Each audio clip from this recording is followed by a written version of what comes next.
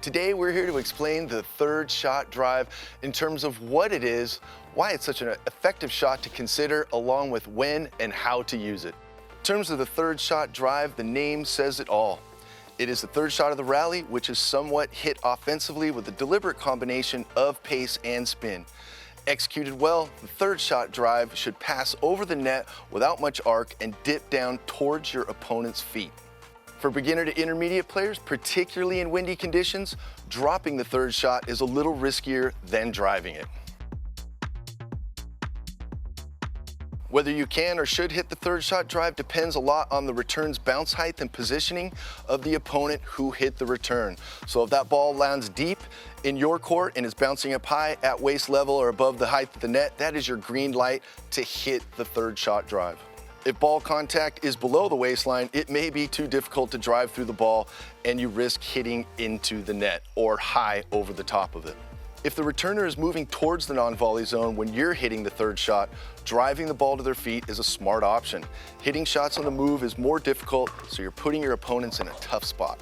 As with most shots in pickleball, you do not need a big backswing to drive the ball with pace, but a longer, faster follow-through can help.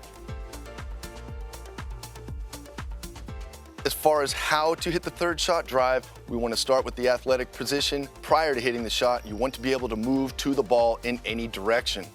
Both hands on the paddle held high around the rib cage height with the paddle tip up above the hands is the ideal ready position. In terms of holding the paddle, an Eastern or a continental grip is the most versatile for almost every shot in pickleball, including the third shot drive. At the bounce, initiate the backswing early with a quarter turn of the core and the shoulders while keeping your head face forward and both eyes on the ball. If the bounce height is lower, you want to start with the paddle low and come up over the top of the ball, imparting topspin while driving through the shot and finishing your swing towards your opponent. If the ball is high, your contact should feel like you're swinging more towards the target than up through the top of the ball. You won't be able to rely as much on topspin otherwise. In terms of why the third shot drive is such an effective shot to consider, through windy conditions, your drop shots, your soft game, the ball's going to kind of get bullied around by the wind, so driving it through the air, you're going to improve your odds definitely. And the other thing is, when that shot stays low over the net and dips at the feet of the person on the move to the net, that is very difficult to retrieve effectively. It's a lot easier to hit a shot from a static position than it is a position on the move. As with any sport, variety and consistency is your key to maximizing your odds for success. In terms of the third shot drive, first identify that bounce. If it's landing deep in your court and sitting up high on the bounce above waistline height or the net height, that is your definite green light to drive through the ball.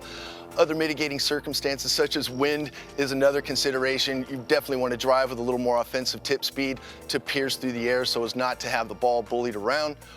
Once you get more consistent and comfortable hitting your third shot drive, your path to the kitchen and the winner's podium will become a lot easier. And that's a wrap for today.